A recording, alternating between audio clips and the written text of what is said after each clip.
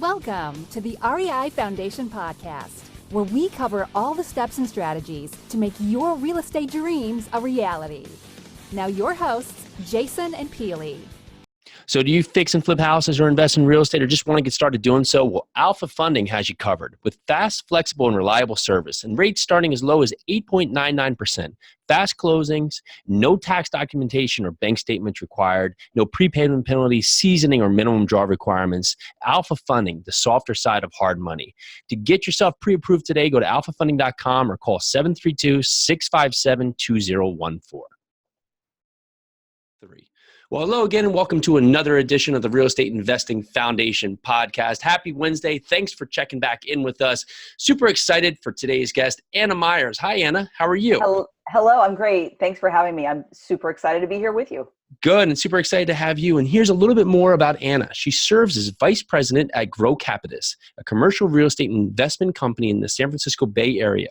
Anna is a modern entrepreneur who applies her 20 plus years of experience in technology and business to finding, analyzing, acquiring, and asset managing commercial properties in key markets across the U.S. Together with her business partner, Neal Bawa, and if you remember, we had Neal on the show. It's about 120 episodes ago. So you have to search for it, but It was an awesome episode. They approach real estate through a data science lens to create compelling profits for 1,000 plus investors. So, Anna, we're excited to have you, and we have so much you've done, 20 plus years of experience. 20 plus years of experience in business, which speaks for a lot, right? So, sure. So in real estate, it's a very multifaceted industry.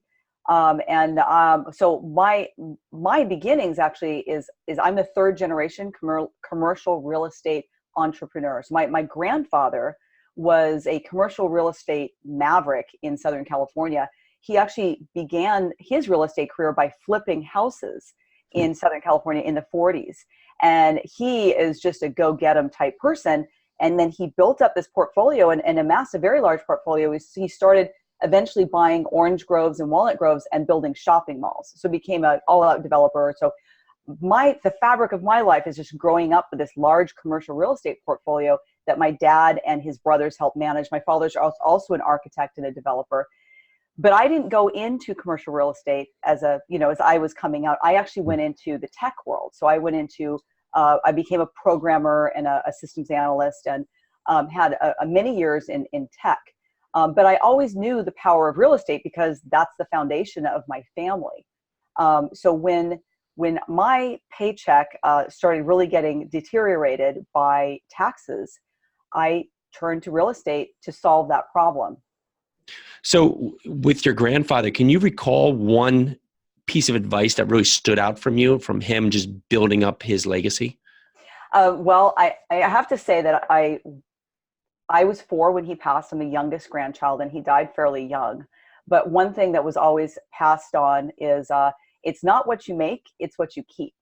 So we have a lot of strategies that are just very normal in my family for how to navigate not just acquiring real estate, but navigate the tax structures and the deal structures so that it's structured in a favorable way. There's lots of loopholes and areas within the tax code that are very favorable to real estate investors.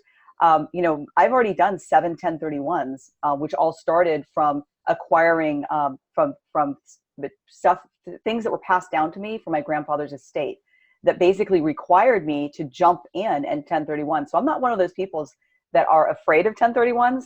I'm like, oh yeah, time to 1031, baby. Yeah, I love it. Lots of different flavors of 1031 too. So building wealth through those very specific tools is a great way for yourself and your future generations. And that's I really appreciate the wealth that he built, creating a foundation, not only for all of the grandchildren to be able to go to college, which was very important to him, but he also, obviously he's been gone a long time, but he also cared about the community. So there's a charitable trust that he's been gone for decades, but will go on forever.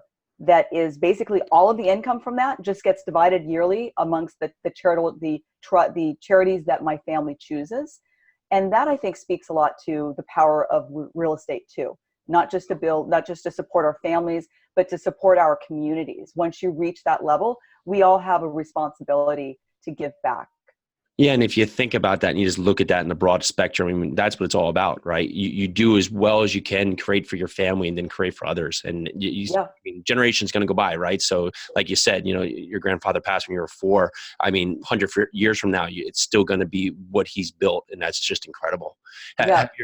Did your father and the brothers they stay in the same space, or have they transcended to a different area? Oh, so yeah, my father and my uncles. No, Uncles, I'm sorry. they were all in commercial real estate, construction, development. I mean, all of them were firmly entrenched in that their whole lives. My oldest brother, is actually an architect as well, and all of us kids. I have 7 siblings in all, 5 biological and 2 step. All of us have dabbled in real estate because we all inherited. So by inheriting real estate and the responsibility to get out there and do a 1031, you go out and you get busy, But we didn't have all these podcasts and all these wonderful educational opportunities that we have now. So when I had to get into it and invest in the early 2000s, I certainly made a lot of mistakes. It was a difficult market to invest in. I've gone through a short sale. I've gone through a very bad land acquisition process where the real estate broker who was helping me ended up being a fraud and is actually in jail now, not just because of my situation, but everything he was doing to everybody else. So I definitely learned a lot of hard lessons, ups and downs. And that's when I was working with smaller properties. But now that I've scaled to commercial properties and have like some legs underneath me, I feel really confident about where I am in the commercial real estate space. Yeah, and it's also the resilience that you put forth there, right? Because you could have just said, "Oh, yeah, I had this short sale. I'm done.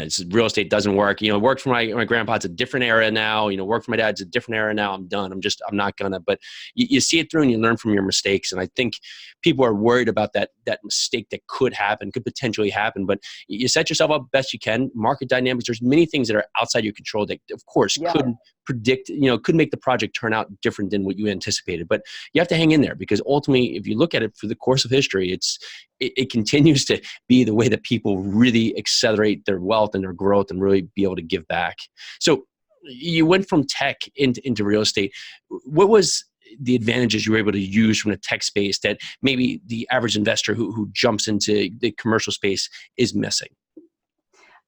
So I've always been a very analytical person, and it's always been about the numbers for me. And I say those earlier mistakes that I made were that I didn't understand how to run the numbers as well.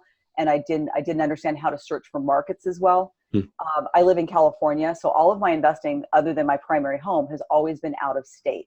So that's always been a huge challenge for me to figure out, how do I figure out the best market and how do I know where to invest? What I've learned from the tech industry is, numbers. I'm like the spreadsheet queen. And then a few years ago, I saw Neal Bawa speaking on stage about real estate trends. And I was like, this guy, I really get this guy. Like, what he's saying makes so much sense to me. I eventually took a boot camp with him. And through that boot camp, started volunteering. He asked for volunteers to write a deal analyzer. So I started volunteering and working more closely with him as a volunteer, and became, at this point, I'm his business partner. So our paths really clicked. And with both of us having a tech focus, and the way he thinks about applying data science to real estate just is a perfect match for the way I think. And I'm able to help him execute spreadsheets and execute experiments. We're always experimenting and bringing data science into what we do. It's all about data-driven numbers, and just proving it all out, from the market standpoint, from the neighborhood standpoint, from the acquisition standpoint. So there's numbers through everything. And we also bring that into how we asset manage. Because once you buy a property, it's not game over. Correct. It's game again. And so numbers help us there. And we have lots of ways that we look at the performance of the property, and lots of things that we do from a technology standpoint, not just analyzing, but using technology to increase our leads, to increase all kinds of efficiencies that we bring through technology. So I think it's kind of a superpower we have. Yeah, it sure is. And, and you're right. The numbers don't lie. You get the numbers, you get in there, they do not lie. And for investors who maybe are inexperienced on the underwriting side, maybe on the market or on the property, what are some of the common mistakes that you see investors make through that underwriting process? Well, from the market perspective, let's start there. Sure. I Great. think that oftentimes people, especially newer investors who hear about this, 2% rule or 1% rule, whatever the rule is these days, because the market's changing, right? They're so focused on the 1% rule or the 1.5% rule, they're not understanding the market they're investing in and the neighborhood they're investing in. So if you're able to get, let's just say 2%, people are like so excited, like, I found a 2% deal. This is amazing. Well, do you think you're actually going to get that cash flow? Let's double check. So first of all, you need to look at the market. How strong is the market fundamentals? Is it losing population? Are there new jobs coming in? The market has to support your asset. And we all know a recession's coming eventually. I mean, that's, I don't know when it's going to come, but it's coming. The market will have a downturn. Does your market support the neighborhood? Is there room for the market to go down without you losing tenants, without tenants being driven out of your market because they can't afford to live there? There's no jobs, right? So that's the first thing. And then the neighborhood that you're located in. You need to dig into the neighborhood and understand key demographics such as, and I'm talking about the micro neighborhood. So like Sure. the little 3 or 4 blocks around it. What is the poverty level? What is the unemployment level? And what is the median household income level? Okay. These 3 things, if you understand what those are, then you're going to be able to determine, will my tenant be able to pay me rent 12 months out of the year? Right. So what the numbers we look for median household income, for example, is $40,000. That's our cutoff point. It could be, sometimes it might be 37, 38, and then we'll look at the neighborhood right next to it, maybe a couple blocks away, it's 42. So we're like, okay. Or we could look at the median household income and see that it's 35, but you look at the demographic and you see 25% of the neighborhood is college students. So you have to look at it and understand the context for what it is. And that also, obviously, if there's a lot of students, that might also impact the employment numbers that you're seeing.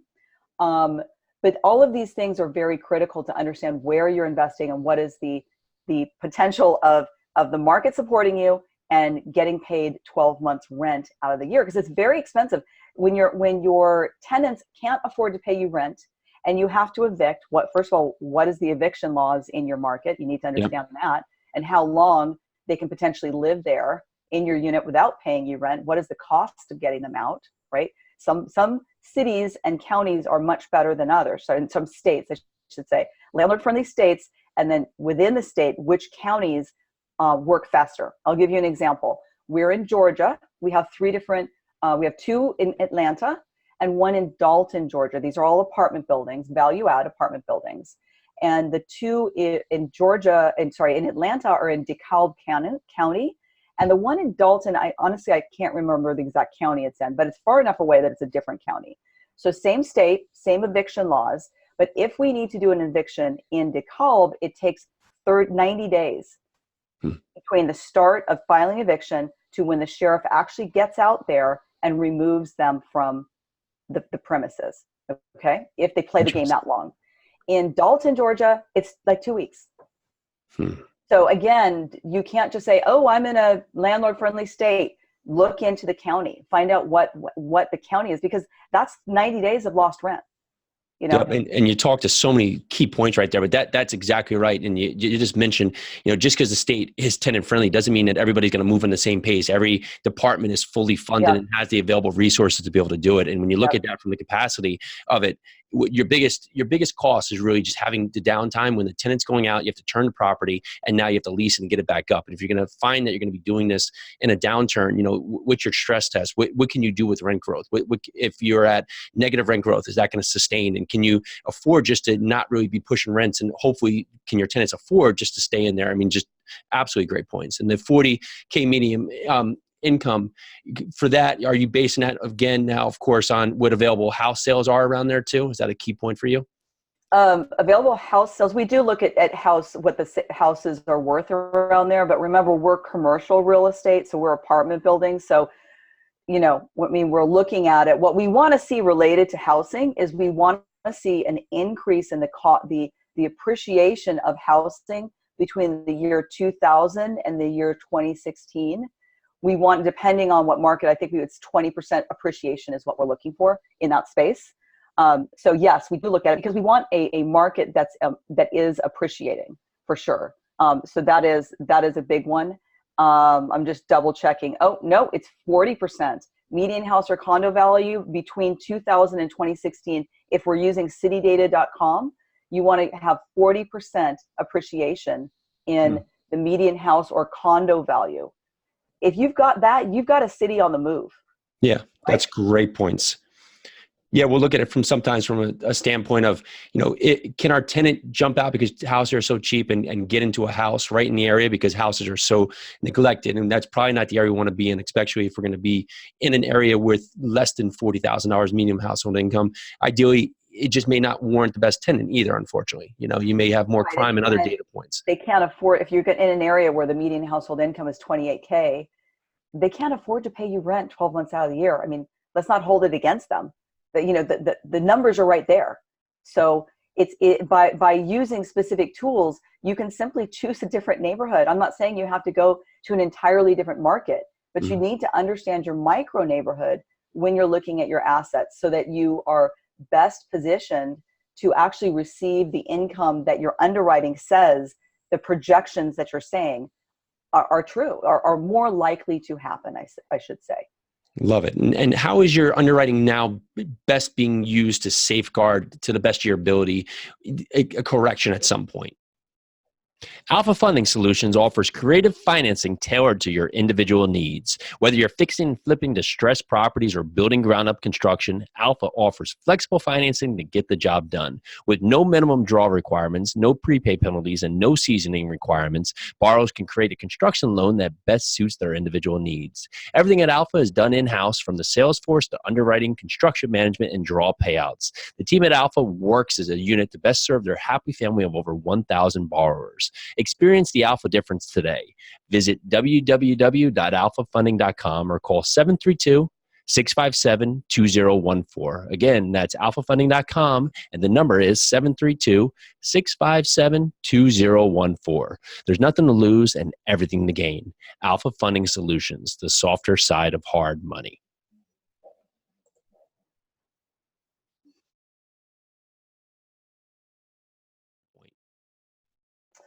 Well, we always try and have some conservative projections. So the way that we're projecting rents, rent and growth, the way that we're projecting expenses, these types of items, we always try and have some additional working capital.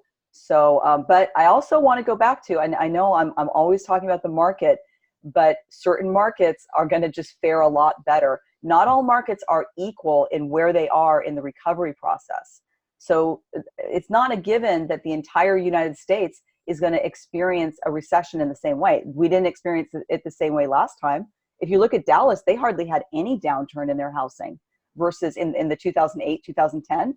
Look at their trend lines. It's remarkable. It's like you can't even tell a recession happened when you look at some of the metrics for Dallas. But look at Vegas, how hard Vegas got hit. And again, what does it come down to? Market fundamentals is definitely a big part of it. So that is part of safeguarding your underwriting, is starting with a strong underlying market that's got jobs and population, and it's got those things going for it.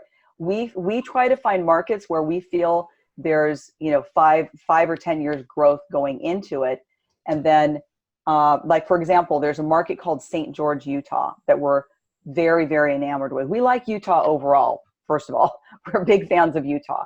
And St. George is one of the fastest growing cities. In fact, it is, according to which quarter you're looking at it for the past few years, it's the fastest growing city in the U.S. And that's not going to stop anytime soon. The vacancy rate, if you're looking for a vacancy in that area, is 2%. Wow. 2%. And if you do, we've had an actual market study done because we're building, it's a new construction project that we've got. So we did a market feasibility study by the leading person in that state for market feasibility studies. They actually found that the actual vacancy was 0.8%. Out of like 1,200 units that were surveyed, there was only 8 units vacant. That's incredible. It's incredible. So you can find places like that. And so you see with a downturn, maybe we go down to 92% in a market like that, or maybe even go down lower. But if you have a strong market versus a market where the normal is 92% vacancy, you're going to drop a lot further than we are, where we've got 98% vacancy. 98, 99% vacancy is our normal in St. George. I remember doing some digging in on Provo, Utah, and it had similar dynamics. They had so much tech moving in, so many companies moving in. Yep. I mean, they're all like 25 to 28-year-olds living there, all median house, like it was like $150,000. It was like insane. The only negative factor that was hitting them was that the number of available multifamily buildings, I think were like over 200 units, was like 3. So I was like, one of the only dynamics was there was like a lower count of available buildings in the area for larger housing. So guess what we're doing? We're actually doing a project in Provo too, but we're building.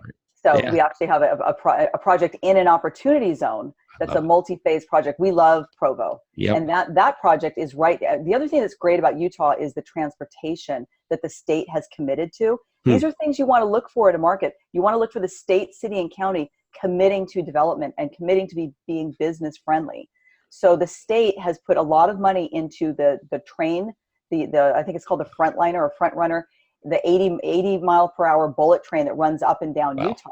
Very quiet. And then in Provo, they just created a new bus system that goes all through Provo. Provo has Brigham Young University as well as UVU, so highly educated workforce. And then this bus system goes to all the universities, all of the malls, all of the retail. You can get anywhere. And guess how much it costs? I'm going to say free. Oh, wow. It's free. Yep. It's free. And the bus comes every 7 minutes to every stop. So you don't have to be like, okay, I'm going to go wait for 45 minutes at the bus stop. It's like, nope, just go to the bus stop. It'll be coming 7 minutes. So this location that we have in Provo is actually transit-oriented development. So it's connected to Provo Station. So our incredible. residents will just be able to walk right into the train station and get on a train. So you're listening and you're amazing. Yeah, you're hearing the detail of what Anna's doing there. But even just thinking about that, like, is the city built out to face this growth? So I was thinking of San Antonio. They have infrastructure built out to be able to carry it. But you look right up the road there is Austin, and they're overwhelmed and they have the traffic. And so, but it wasn't in their plan. It was in San Antonio's plan to build out for the future here, just like Utah's doing. But if you have a city right here, if it's got rapid growth, well, you do have to look on that level that Anna's looking at. Like, is it set up for this growth? Is it set up, or is it going to be to the point that all the roads are going to fall apart in 5 years and they're going to be in a major bind with taxes? So And when you have a city set up for growth, one of the reports you can look at to find out, well, which cities are set up for growth, look at the Milken Institute report. And it comes out every year. And actually for the last 2 years, Provo has been selected as the top city, the best performing city in the nation for all of these types of reasons. But you don't have to invest in Provo. I mean, you look at this type of data and figure out where are the jobs going to, what cities are really performing and doing things. Now, I don't recommend, I know San Jose is like number 2, but the cap rates are so low in San Jose. We live in the San Jose metro, but we don't invest here. So unless there was like an opportunity zone, like new construction, and we can get the deal structure to work so it actually cash flows, that's the challenge, right? In California. But use those resources. Look where tech's going. Look where the dynamic, the movers and changers in the future. The future is coming. Where are those jobs going? I love it. And looking at that, what does the next 5-year horizon look like for Grocapitus? What's the aim? What's the focus? Well, we're doing bigger and bigger projects, which we really like. I would say that we're going to be doing more development projects. We really enjoy our new construction and development projects, but we're not going to be leaving behind our value add, because value add makes good money. So the new construction, you have to be in the exact right market, like we've been discussing. Value add, there's more markets you can be in, there's more forgiveness because it's already built, right?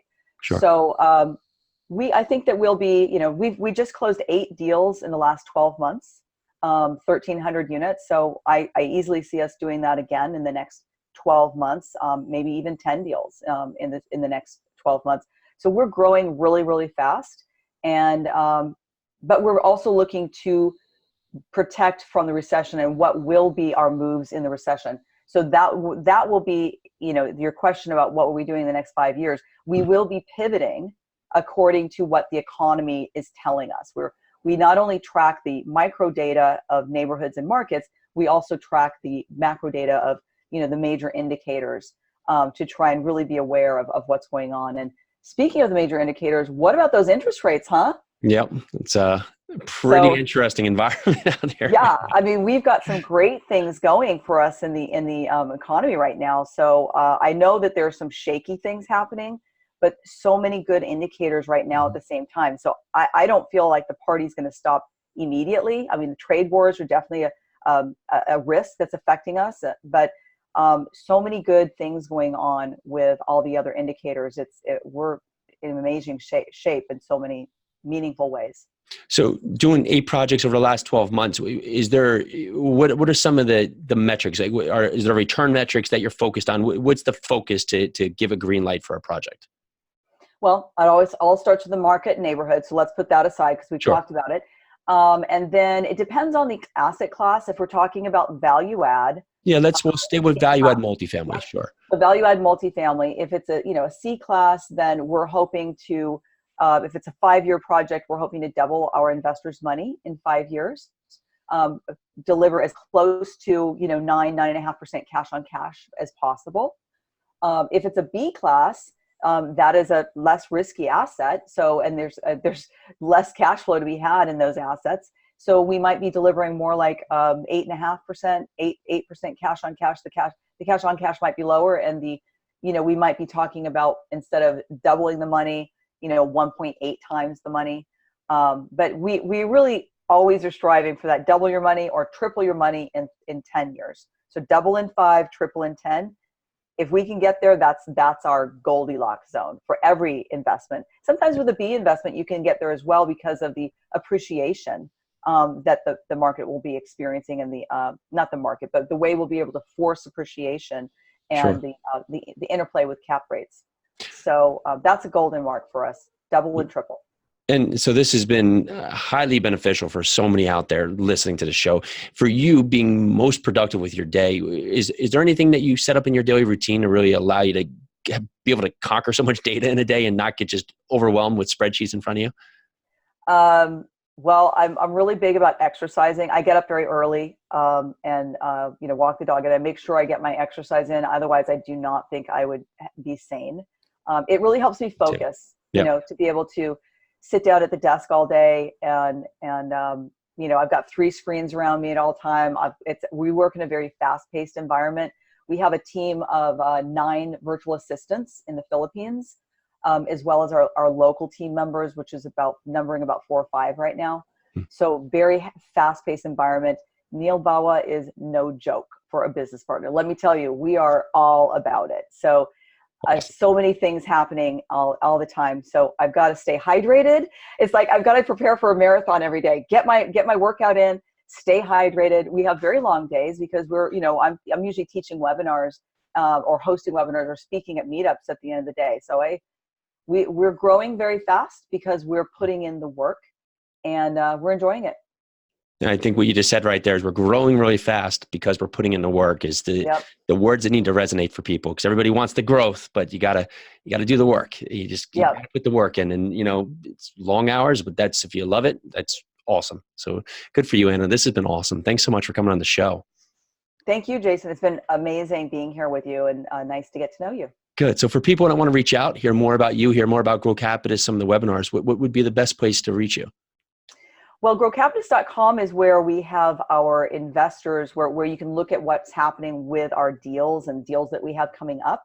But we also have an education portal because some people want to learn how to basically buy their own apartments. And so our education portal is multifamilyu.com, the letter U. And we teach a boot camp 4 times, so once every quarter. Neal is phenomenal. He loves to teach. That's actually his main passion, is teaching. So he teaches the majority of the class. I teach the underwriting. The boot camp is live 3 times a year via an e-boot camp format, and 1 time a year it's in person. This year it's in San Jose in September. So multifamilyu.com is a great place to check out. And again, we have free webinars that happen on a very regular basis. I host most of them. It's people. We just had CoStar on for Atlanta as well as Dallas market. We have syndication lawyers. We have financing people like Old Capital coming on. Lots of great people contributing content, pitch free. just for you to learn. So you can just go there and look through our library of information and start learning. That's so amazing. Anna, thank you so much. This has been an incredible show. Really appreciate your time. Thanks. It's been great being here. Good. Well, this is Jason with the Real Estate Investing Foundation podcast. Huge thank you to Anna Myers for coming on the show, and a huge thank you to you for listening. Have a great day now. Bye. Thanks for tuning into the REI Foundation podcast. Check back next time for more awesome tips and strategies to launch your new you in real estate.